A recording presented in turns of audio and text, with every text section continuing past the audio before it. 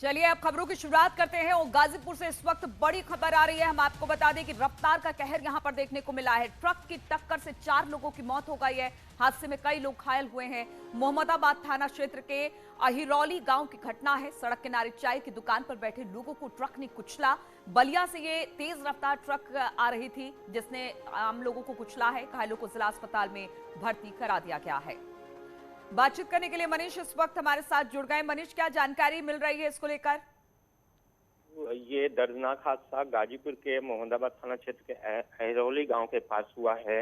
बताया जा रहा है कि बलिया से एक तेज रफ्तार ट्रक आ रही थी जो बेकाबू होकर सड़क किनारे चाय की दुकान पर बैठे लोगों को इस ट्रक ने रौंद दिया और 4 लोगों की इस दुर्घटना में मौके पर ही मौत हो गई है। कई लोग गंभीर रूप से घायल हैं जिन्हें जिला अस्पताल इलाज के लिए ले जाया गया है।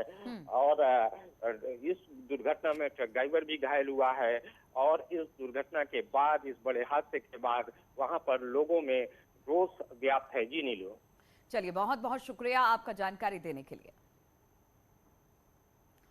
और एक और बड़ी खबर आ रही है। बीजेपी में शामिल होंगे एसपी विधायक सुभाष पासी। बीजेपी में शामिल गाजीपुर से 2 बार के विधायक रहे हैं पासी और बताया जा रहा है कि अब ये बीजेपी में शामिल होंगे। दोपहर 1 बजे ये बीजेपी की सदस्यता ले सकते हैं। तो उस वक्त की बड़ी खबर हम आपको बता दें, बीजेपी में शामिल हो सकते हैं एसपी विधायक सुभाष पासी।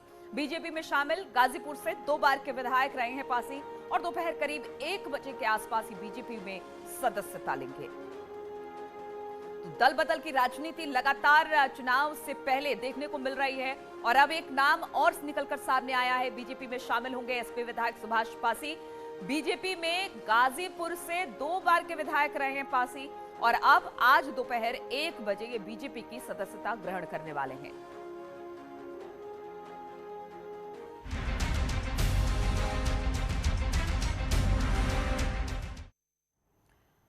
और कानपुर से खबर लेते हैं जहां पर जीका वायरस का बढ़ता दायरा। अब 11 मरीजों में जीका वायरस की पुष्टि हो गई है। 3 एयरफोर्स कर्मी भी वायरस की चपेट में हैं। 400 घरों में कंटेनमेंट क्षेत्र बनाया गया है। संक्रमित के घर के आसपास के जो इलाके हैं उनको कंटेनमेंट जोन में तब्दील कर दिया गया है। तो जीका वायरस का दायरा लगातार बढ़ता चला जा रहा है। अब 11 मरीजों में जीका वायरस की पुष्टि हो गई है। 3 एयरफोर्स कर्मी भी वायरस की चपेट में आए जबकि 400 घरों को कंटेनमेंट जोन बना दिया गया है। तो 400 घर ऐसे हैं जिनको कंटेनमेंट जोन बनाया गया है। लगातार हमने देखा कि कानपुर में पहले 1-2 मामले जीका वायरस के थे, लेकिन अब धीरे धीरे लगातार इसका दायरा बढ़ता चला जा रहा है। अब बताया जा रहा है कि 11 मरीजों में जीका वायरस की जो है पुष्टि हो चुकी है। इसमें 3 एयरफोर्स कर्मी बताए जा रहे हैं। 400 घरों को कंटेनमेंट क्षेत्र में तब्दील कर दिया गया है क्योंकि यहां से ना कोई बाहर जाएगा ना यहां पर कोई अंदर दाखिल होगा। तो पूरी तरह से अब कोशिश यही की जा रही है कि इसके फैलाव को रोका जाए क्योंकि पहले 1-2 मरीज थे, अब बढ़कर इसका आंकड़ा 11 पहुंच गया है और बताया जा रहा है कि अब तक 11 मरीजों में जीका वायरस की पुष्टि हो चुकी है। बातचीत करने के लिए अमित गंजू इस वक्त हमारे साथ कानपुर से जुड़ गए हैं। अमित, ये एक चिंता की बात है कि 1-2 मरीज से अब 11 मरीज तक जीका वायरस की पुष्टि हो गई है। अब किस तरह से प्रशासन इसको ले रहा है, किस तरह का एहतियात बरत रहा है? देखिए नीलू जी, मैं आपको बताना चाहूंगा कि निश्चित तौर पर कानपुर में जीका वायरस अब अधिकारियों के लिए जीका जंजाल बनता जा रहा है क्योंकि 1, 4, 5, 9 और अब 11 कल देर रात जिस प्रकार से इस महिला में इसकी पुष्टि हुई है और अभी तक रीजंस नहीं मालूम चल पाए हैं, इसकी फाइंडिंग्स नहीं हो पाई कि आखिर रीजन क्या है। लोकेलिटी एक है, एयरफोर्स का बेस है, उसके 4 किलोमीटर के रेडियस में एक एक करके बढ़ते जा रहे हैं। हालांकि जांच भी कराई जा रही है। 954 से ज्यादा लोगों की जांच हो चुकी है, 47,000 से ज्यादा लोगों की स्क्रीनिंग हो चुकी है। मगर इन सब के बीच श्यामनगर की इस महिला के बीच में इसके सिम्टम्स होने के बाद इसकी पुष्टि हुई है जिसने प्रशासनिक अधिकारियों के हाथ पांव फुला दिए हैं। और सबसे बड़ी दिक्कत इसमें यह आ रही है कि कानपुर के अंदर इसकी लैब नहीं है, इसकी लैब लखनऊ या पुणे में है।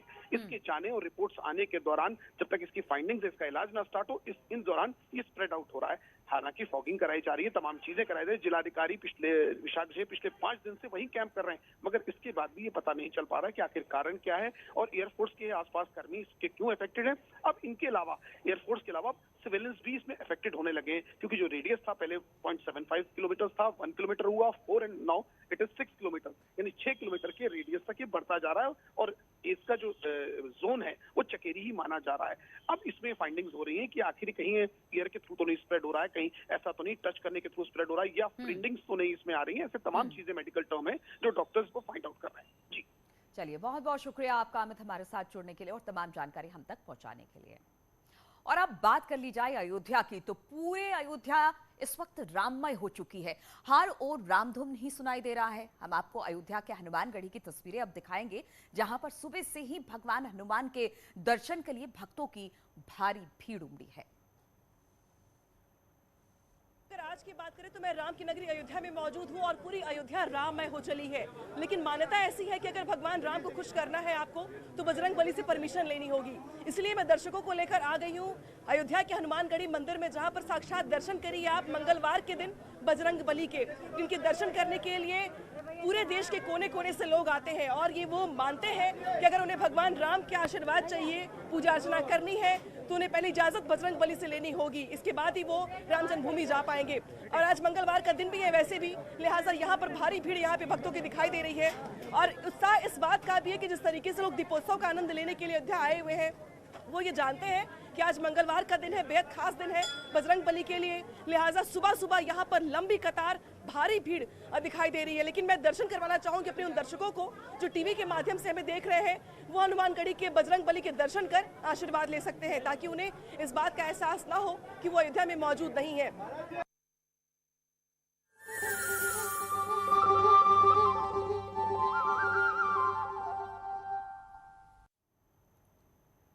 तो रामनगरी अयोध्या में दीपोत्सव कार्यक्रम की शुरुआत हो गई है। सोमवार को रामकथा पार्क में रंगारंग कार्यक्रम का आयोजन किया गया। राम की पैड़ी पर भव्य लाइटिंग की गई और अयोध्या में इस दिवाली पर एक नया विश्व रिकॉर्ड बनाने जा रहा है। 3 नवंबर को राम की पैड़ी पर 9,51,000 दिए जलाए जाएंगे।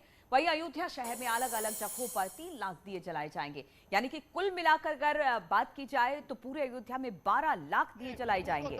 3 नवंबर को दीपोत्सव के मुख्य कार्यक्रम में सीएम भी हिस्सा लेने वाले हैं।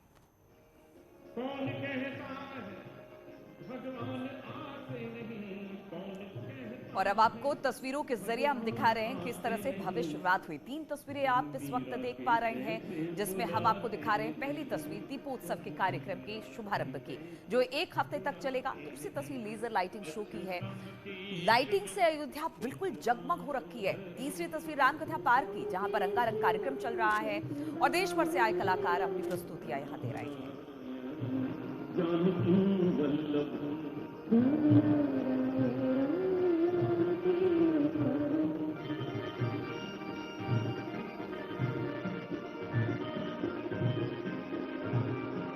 राम की नगरी में भव्य दीपोत्सव का शुभारंभ हो गया है और ऐसे में इस दीपोत्सव का शुभारंभ नागपुर से आई वाटेकर सिस्टर्स ने किया है, जो कि इस वक्त हमारे साथ मौजूद है। उनसे हम बात करेंगे। कैसा लग रहा है आपको भगवान राम की नगरी में आकर, और यहाँ पर आपने जो संगीतमयी प्रस्तुति रही उससे आज आगाज हुआ? हम जब गा रहे थे तो गाते समय ऐसा लगा कि साक्षात भगवान श्री राम जी हमारा भजन सुन रहे हैं, क्योंकि रामकथा पार्क शबरी नदी के मतलब सामने है। तो ऐसा लगा कि मतलब प्रसन्न हो गया पूरा वातावरण राम जी का भजन गाते। आपको कैसा लगा अयोध्या आकर?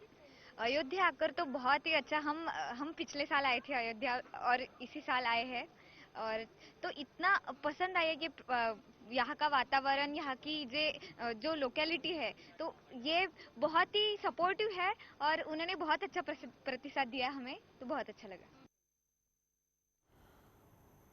और इस वक्त खबर यह मिल रही है कि सीएम चरणजीत सिंह चन्नी नवजोत सिंह सिद्धू के साथ उत्तराखंड के दौरे पर हैं।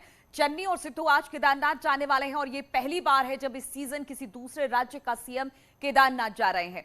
वहीं देहरादून पहुंचे पंजाब सीएम और सिद्धू ने हरीश रावत से मुलाकात की है। तो अब कांग्रेस के बड़े लीडर पहुंच रहे हैं उत्तराखंड, चुनाव होने वाले हैं। ऐसे में कहीं ना कहीं ये दौरा काफी अहम माना जा रहा है। बताया जा रहा है पंजाब के सीएम चरणजीत सिंह चन्नी नवजोत सिंह सिद्धू के साथ उत्तराखंड के दौरे पर हैं। चन्नी और सिद्धू आज केदारनाथ जाने वाले हैं और ये पहली बार है जब इस सीजन किसी दूसरे राज्य के सीएम केदारनाथ पहुंचे हैं। वहीं देहरादून पहुंचे पंजाब सीएम और सिद्धू ने हरीश रावत से मुलाकात की, जिसकी तस्वीर इस वक्त आप अपने टीवी स्क्रीन पर देख रहे हैं। मोदी 5 नवंबर को केदारनाथ धाम आ रहे हैं। उससे पहले आज यानी नवंबर 2 को पंजाब के मुख्यमंत्री चरणजीत सिंह चन्नी, पीसीसी के अध्यक्ष नवजोत सिंह सिद्धू, वहां के प्रभारी हरीश चौधरी समेत बाकी नेता केदारनाथ को जा रहे हैं। और ये दौरा इसलिए भी महत्वपूर्ण माना जा रहा है कि फिलहाल और हाल के दिनों में कोई भी कहीं भी किसी भी स्टेट का चीफ मिनिस्टर केदारनाथ नहीं पहुंचा है और ये कांग्रेस के पहले बड़े नेता होंगे जो कि केदारनाथ धाम में जाएंगे। सियासी हलकों में इसके अलग अलग मायने निकाले जा रहे हैं, लेकिन फिलहाल उत्तराखंड में कांग्रेस को इनके आने से एक बड़ा बूस्ट मिल गया है। कैमरामैन राकेश रावत के साथ अनुपम त्रिवेदी, न्यूज 18 के लिए देहरादून से। और 4 नवंबर को मनाई जाने वाली दीपावली से पहले आज धनतेरस का त्योहार है और धनतेरस पर खरीदारी के लिए बाजार बिल्कुल सज चुके हैं। आज के दिन लोग भगवान धनवंतरि की पूजा करते हैं और आज के दिन लोग सोने और चांदी के गहने और बर्तन भी खरीदना शुभ मानते हैं। हम आपको बता दें कि धनतेरस पर खरीदारी करने के लिए आज दिन भर शुभ मुहूर्त है, तो आप जब भी फुर्सत पाएं आप बाजार जाएं, वहां से अपने हिसाब से आप सोने, चांदी या फिर कांसे के किसी भी तरह का धातु आप आज खरीदते हैं, क्योंकि आज के दिन की खरीदारी बेहद शुभ मानी जाती है।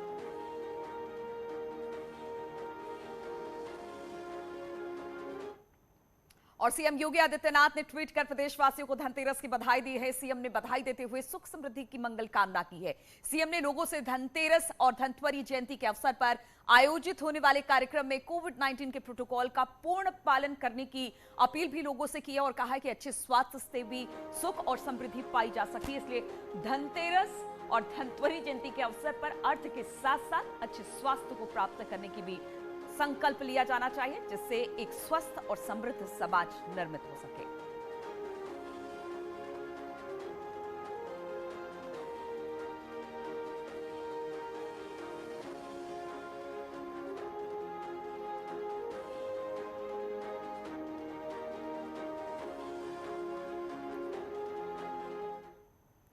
और कांग्रेस नेता राहुल गांधी ने भी देशवासियों को धनतेरस की बधाई दी है। ट्वीट में उन्होंने लिखा कि देश भर में सुख समृद्धि की कामना करता हूं।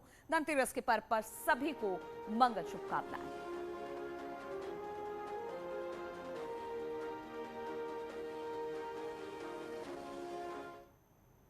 और आजादी के अमृत महोत्सव के साथ ही देश में दूध क्रांति लाने वाला अमूल ब्रांड भी अपनी 75वीं सालगिरह का जश्न मना रहा है। इस मौके पर आइए आपको बताते हैं कि अमूल ने समय समय पर अपनी बात देश विदेश में कैसे पूरी कामयाबी के साथ रखी। अमूल ने अनूठे अंदाज में अपने प्रोडक्ट्स की जानकारी लोगों तक पहुंचाई। अमूल का हर विज्ञापन नई कहानी कहता है। अमूल की कोशिश रहती है कि अपनी बात निराले और दिलचस्प अंदाज में आप तक पहुंचाए। आइए देखते हैं अमूल की एक अमूल्य कहानी।